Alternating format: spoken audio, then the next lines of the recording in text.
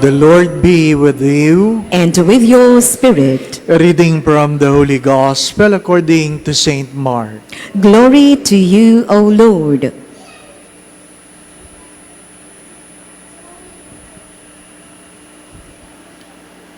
People were bringing children to him that he might touch them, but the disciples rebuked them. When Jesus saw this, he became indignant and said to them, "Let the children come to me. Do not prevent them, for the kingdom of God belongs to such as this. Amen, I say to you, whoever does not accept the kingdom of God like a child will not enter it."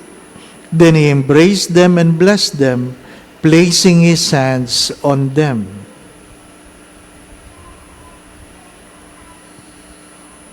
The Gospel of the Lord. Praise to you, Lord Jesus Christ.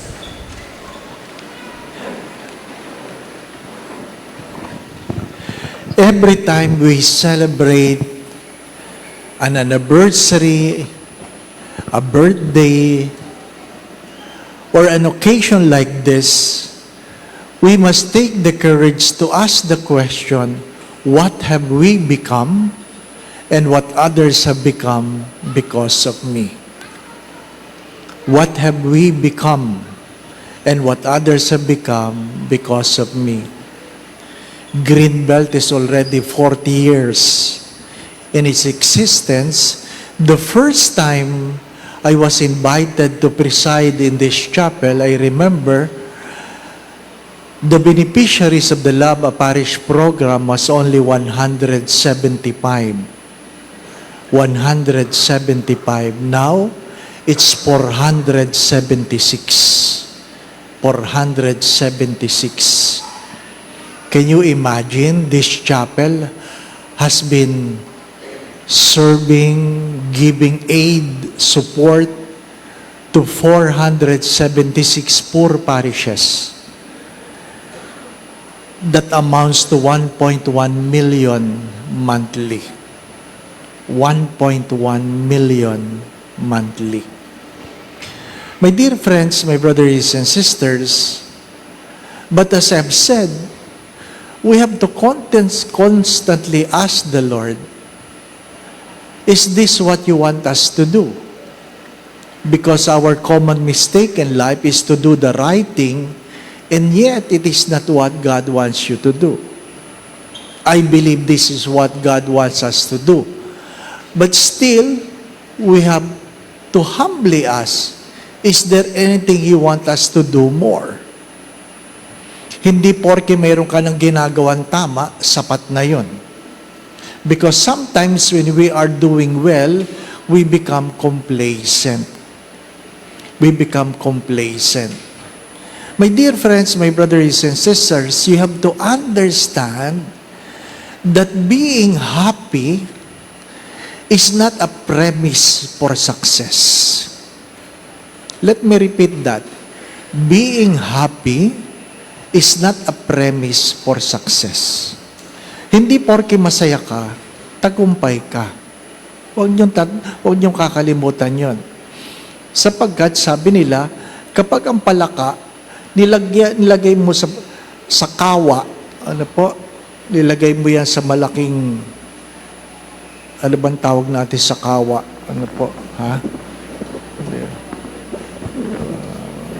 Malaki. Ano po ba? Yung pinaghahaluan ng mga mangkukulam, yan, ang kahawa,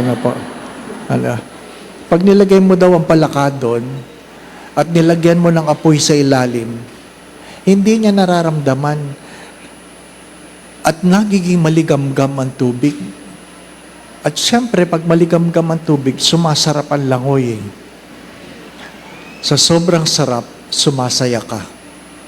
Pero nakalimutan mo, darating ang araw, mainit na hindi mo na kayang umalis.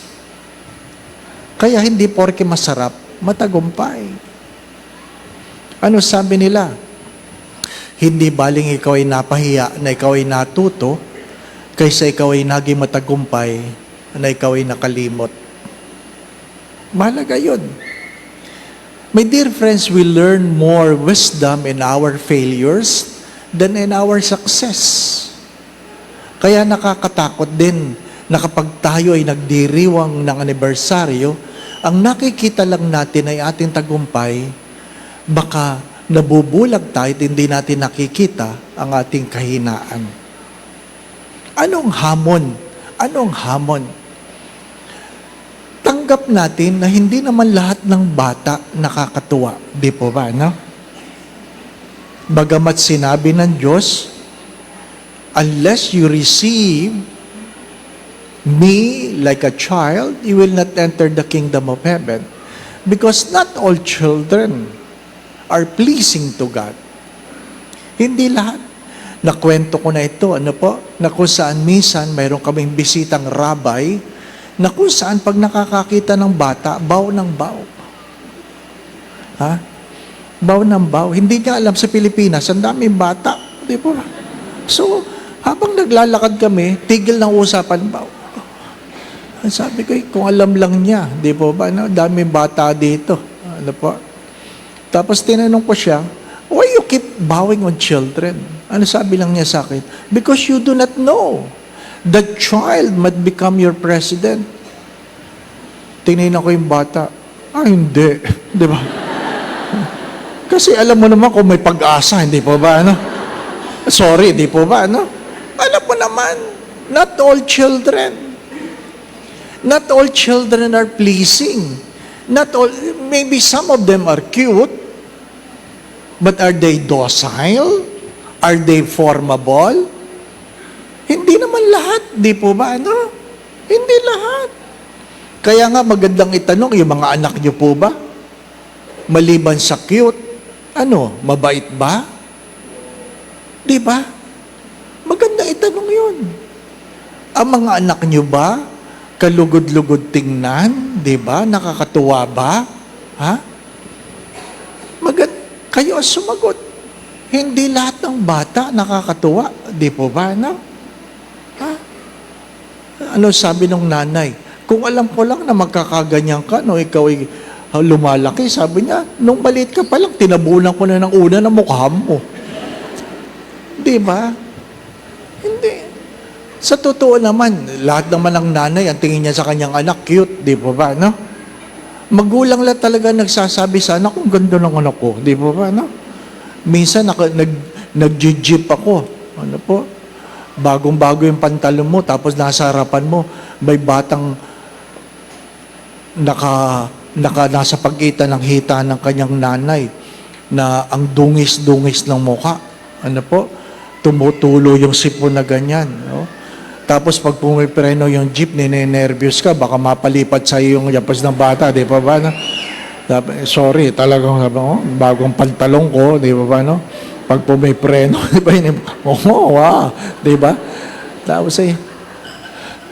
Tapos tinitingnan ko, ba't pala dungis ng mukha nito, di ba, no? Tapos napansin ng nanay, ang dungis ng mukha. Pinunasan niya yung sipon, ano? Pero ano sabi ng nanay? Cute ng anak ko. Di ba?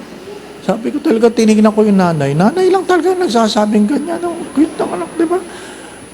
Kahit gano'ng kapangit yung anak, di ba ba, no? Bakit? Alam mo, galing sa iyo eh. Pag sinabi mo, ang pangit ng anak mo, di pangit ang nanay mo, di ba ba, no? Kanino ba galing yan? Di ba? Mga minamahal na mga kapatid.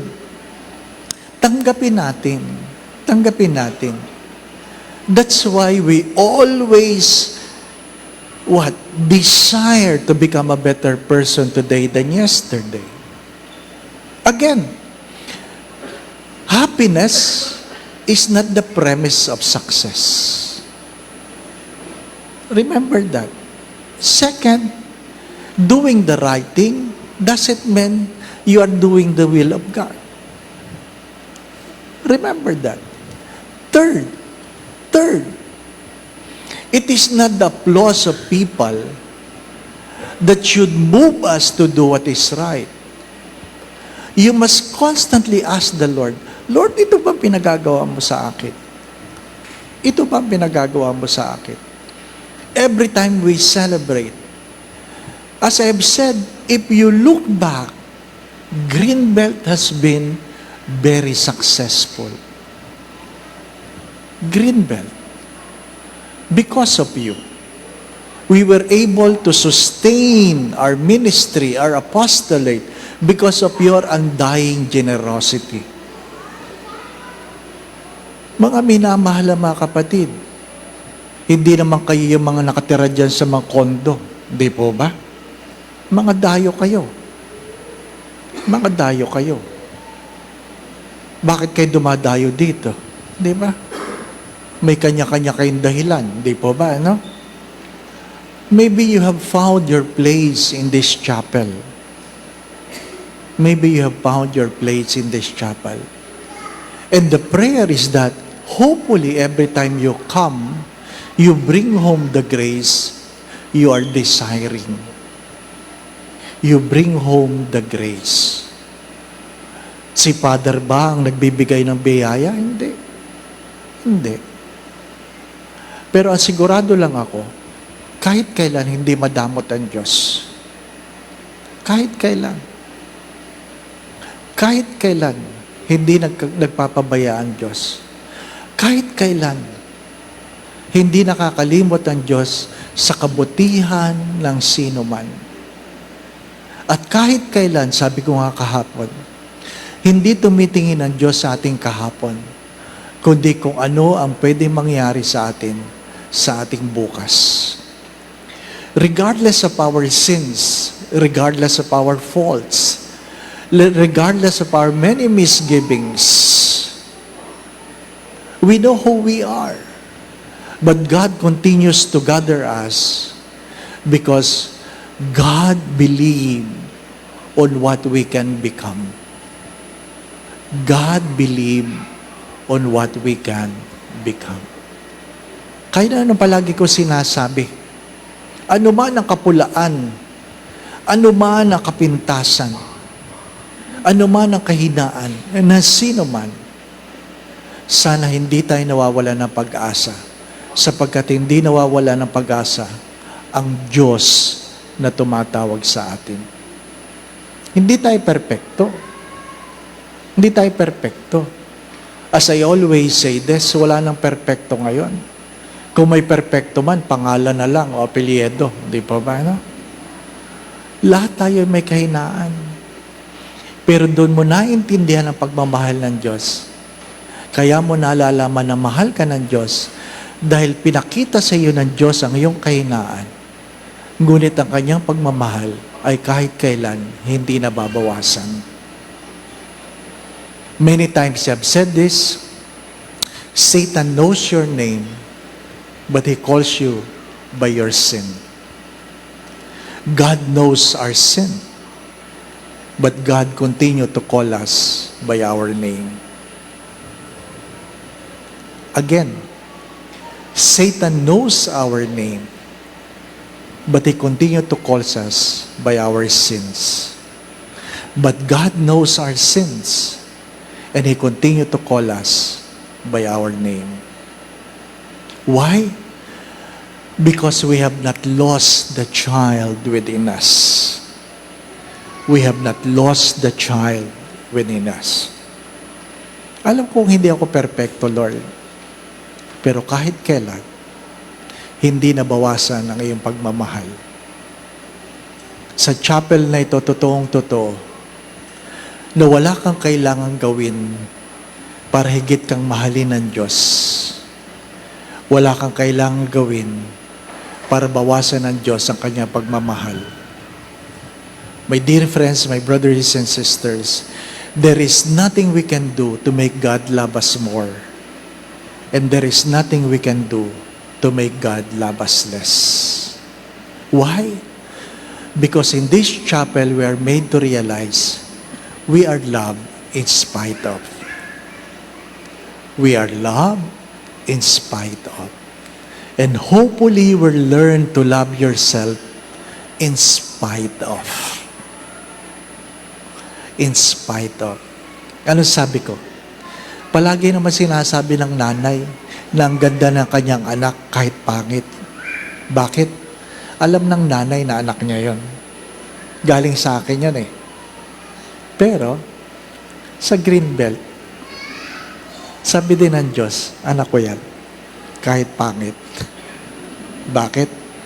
Alam ng Diyos na nilikha ko yan na aking kawangis. Hopefully in Greenbelt, you will have the courage to look at yourselves in the mirror and say, kamukha ko ang Diyos. I was created in the image and likeness of God.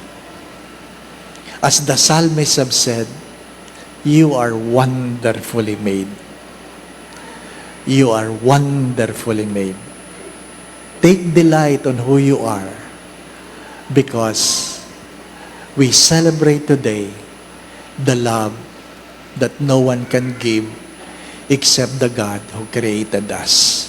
Amen. Last year, I said this, I pray that Greenbelt will be a place of solitude and solicitude, not because I am perfect, but because I know I am loved in spite of. I am loved in spite of. Mahal ako ng Diyos sa gitna ng aking mga kahinaan. Kaya nga sa Greenbelt din, patuloy nating sinasabi, nagbibigay kami hindi dahil meron kami sobra, kundi dahil alam namin na pakiramdam ng walang wala. Ano po? Huwag magagalit sa akin yung matatanda, ha? Hello? Alam po ninyo, may mga matatandang nagsasabi, Father, hindi ka ba nagagalit ang ingay ng mga bata? Ano po? Huwag kayong magagalit sa akin matatanda. Ano po? Pag may batang maingay, nagbibigay yan ng pag-asa na mayroong papalit sa atin kaysa puro matatandang umuubo na lang sa misa. Hindi po ba? Ano? Ibig sabihin nun, malapit na tayo maumos. Ano po? Kaya i-welcome natin yung mga bata. But in Greenbelt, we love the little children and we love the old one. Kaya sa Greenbelt, ang target namin dito, 101 ang age. Ano po? Sabi nung isa, ay, ayoko na. Di wag, kami lang. Di ba? Wala namang pilitan yun, di ba? Wala namang pilitan. Again, my brothers and sisters, even though not all children are likable, only mothers could say they are cute, we know that we are wonderfully made. We are wonderfully made because we were created in the image and likeness of God. Learn to love yourself. Learn to love yourself. Kung hindi nawala ng pag-asa ang Diyos sa iyo, huwag kang mawawala ng pag-asa sa iyong sarili. The Lord be with you. And with your spirit. And may Almighty God bless you and your family, and the Father, the Son, and the Holy Spirit. Amen. We go in peace to love and serve the Lord. Thanks be to God. Happy Fiesta!